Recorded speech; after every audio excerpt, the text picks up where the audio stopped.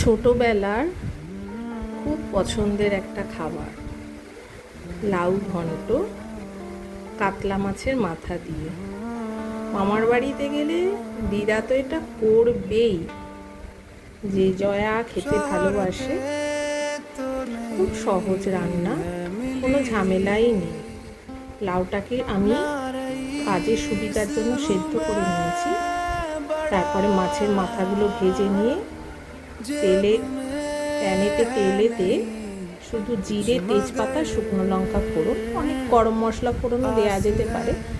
আমি আর দিইনি আজকে, আমি গুঁড়ো গরম মশলা নামাবার আগে দিয়েছিলাম।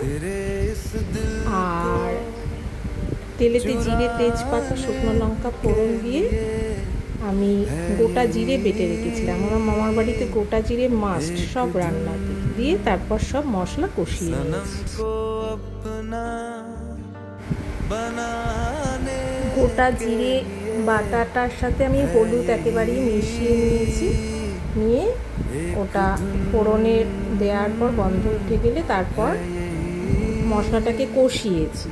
আর এতে কিন্তু সামান্য চিনি দিতে হয়। চিনিটা যার যার স্বাদ মতো দিতে হবে, যারা যেরকম মিষ্টি খায়। ব্যাস, আর কিছু নয়। মাছের মাথার সাথে ফুটবে, যত ফুটবে তত টেস্ট হবে এই রান্নাটায়।